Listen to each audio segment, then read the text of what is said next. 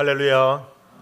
오늘도 우리 수협에 오신 여러분을 환영하고 축복합니다. 우리 옆 사람에게 고백하십시다. 여기 온 당신이 복받은 사람입니다. 한번 말씀하세요.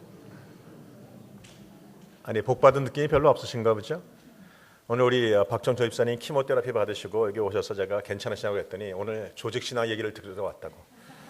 조직의 쓴맛을 보러 오신 여러분들을 환영하고 축복합니다.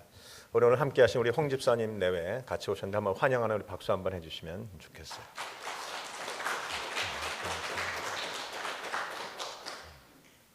우리 성경 공부 많이 하셨습니까?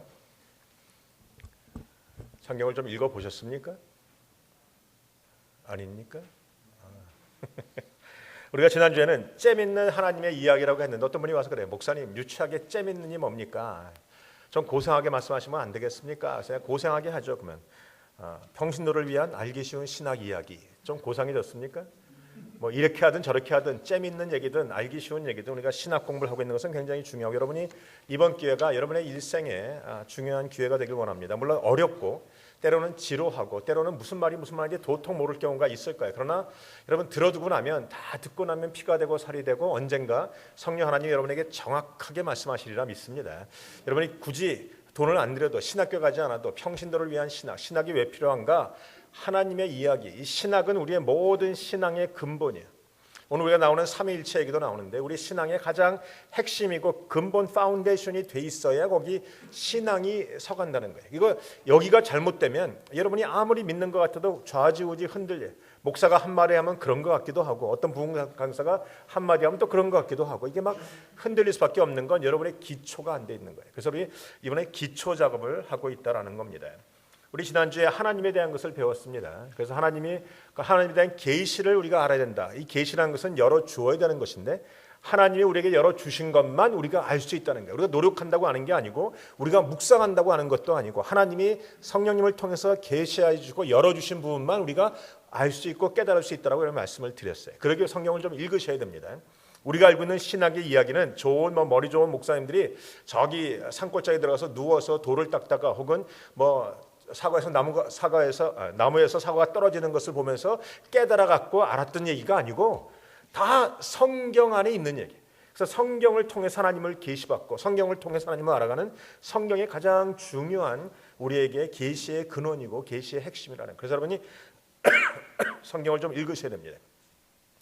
여러분이 오늘 또 무슨 또 심각한 얘기를 하려고 하나 보다라고 말씀하실 것 같아서 지금 좀 쉬운 얘기부터 하나 풀어가죠.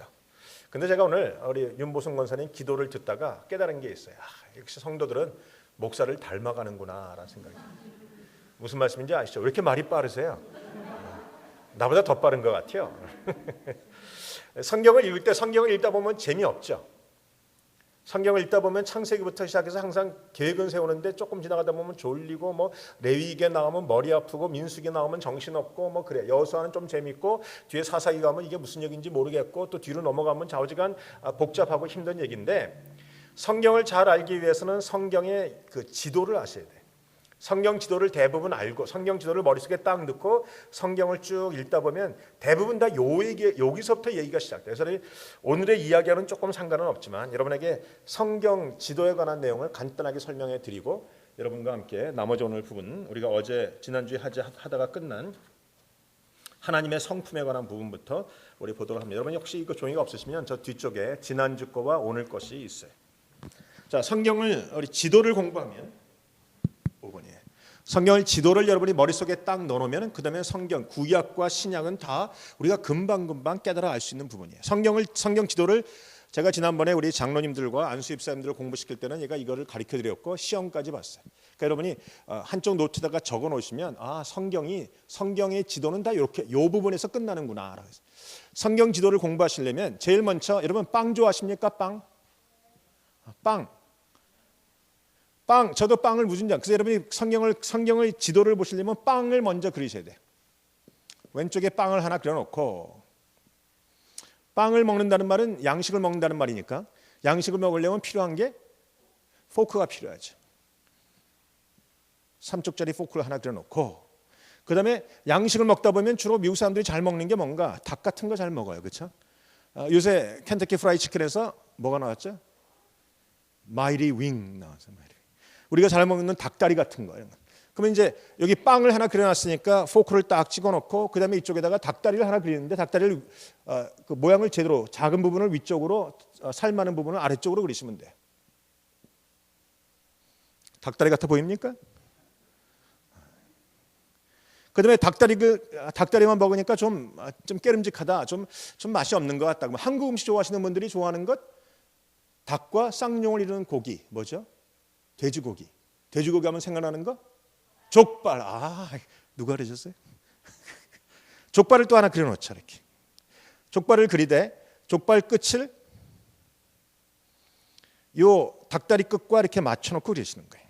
그럼 이게 대충 맞죠? 이렇게 부분이 맞습니까? 그러면 이제 이렇게 먹고 나면 이게 그 다음에는 한국 사람들이 또 잘 먹는 거 있잖아. 뭐 저는 생전 먹어본 적이 없습니다만 한국 사람들이 또 몸을 위해서 잘 먹는 거, 뱀 같은 거 잘 먹잖아요. 우리 교회는 아니지만 그 뱀 대가리 이렇게 하나 그려놓고 뱀에서 나오는 또 혀가 두 쪽을 이렇게 그리시는 거예요. 이게 성경 지도의 다예요. 이것만 분명히 아시면 성경은 다 이 안에서 이루어지는 역사들이에요. 왼쪽에 있는 이 빵 같은 게 뭡니까? 이게 지중해예요. 이게 바다란 말이죠. 우리가 말하는 갈멜산의 사건, 갈멜산의 사건에서 엘리야가 명에서 물을 갖다가 바가지로 갖다가 붓는, 뭐 동이로 갖다 붓는 장면인데 그 물이 어디서 나오는가? 갈멜산이 여기 있어요. 여기가 갈멜이에요. 그러니까 갈멜산에서 내려가면 바로 지중해 바다예요. 그 물 떠다가 갖다 붓는 거죠. 그 당시에 비가 오지 않은 곳에 물은 있을 리 없고 가장 가까운 바다에서부터 지중해에서 물을 떠갖고 와서 부었다는 것을 우리가 기억하면 성경을 읽다가 가뭄이 3년인데 어디서 물을 이렇게 갖고 올 수 있을까? 이게 금방 해결이 되는 문제라고요. 우리가 알고 있는 고센 땅, 이게 이제 지중해라면 이게 우리가 말하는 나일강이에요. 나일강이 이렇게 세 쪽으로 한쪽으로 흘러 들어가요. 그러니까 여기가 이제 애굽 땅이 되는 것이죠. 이제 애굽 땅. 우리 그러면 이스라엘 백성들이 갔던 고센 땅은 어딘가? 살았던 고센 땅이 여기예요. 여기가 고센 땅.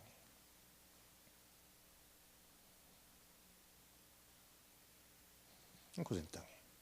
고센 땅이고 이스라엘 백성들이 이제 출애굽길 애굽에서 나와서 이제 그 가나안 땅으로 들어가는 여정에 고센 땅에서 나와서 곧장 이렇게 들어가야지 되는 거예요. 이렇게 들어가야 쉬운 거예요. 그렇죠? 근데 성경에 보면 가던 길에서 돌쳐서 하나님이 가던 길을 꺾었다라는 대부분이 나와요. 그래서 어디로 인도합니까? 홍해로 인도합니다. 가던 길을 이렇게 가면 쉽게 가는 광야. 이게 광야니까. 이게 이스라엘 백성이니까. 이게 일로 가면 되는 걸 갖다가 하나님이 가던 길을 돌이켜서 여기로 뽑아서 여기다 갖다가 딱 세워주세요. 이 홍해 끝에 가서 딱 멈춰요. 여기가 흔히 말하는 그 홍해를 가르는 사건이 바로 여기 사건이에요. 가던 길을 돌아서 여기 온 거예요. 그리고 이스라엘 백성들이 여기서 홍해 앞은 홍해고 이제 애굽에서 앞은 홍해고 뒤에서 뭐가 와요? 머리 빡빡 깎은 율브린너가 쫓아온다고 제가 말씀을 드렸잖아요. 쫓아가요. 그러니까 이들이 하나님 앞에 부르짖고 모세가 가라 그래서 여기를 싹 건너가요. 여기에 홍해를 건너가는 사건이에요. 그리고 여기가 가데스 바네아라는 광야라는 것이죠. 그래서 여기로 싹 지나가서 이렇게 지나가다가 어디서 멈추는가? 시내산에서 멈추죠. 시내산에 멈추기 전에 사실은 여기로 싹 들어가서 12명의 정탐꾼을 보냈다가 이제 문제가 생겨서 하나님이 다시 뒤로 돌아가 해서 돌아가서 시내산에서 있고 여기만 뺑뺑뺑뺑뺑뺑 돌고 있는 것이 광야 40년의 삶이에요. 이해가 되십니까? 그다음에 이제 시내산에서 이제 받고 이제 있다가 하나님이 때가 되면 들어가라고 하실 때 어떻게 들어가는가? 이게 요단강이죠. 이게 요단강이에요. 이게 요단이고 이게 갈릴리 호수고 이게 사해바다고 이게 갈릴리고 여기가 요단강이에요. 보이십니까? 그리고 이제 들어갈 때 어떻게 들어가느냐? 여기서 이렇게 우로 돌아서 이렇게 들어가죠. 그래서 여기가 여리고인 거예요. 보이세요? 그다음에 들어가서 이제 여리고로 들어가고 여기가 이제 이렇게 여리고로 들어가고 베들레헴은 예루살렘은 요 정도 부분에 있어요. 베델은 요 정도 있어요.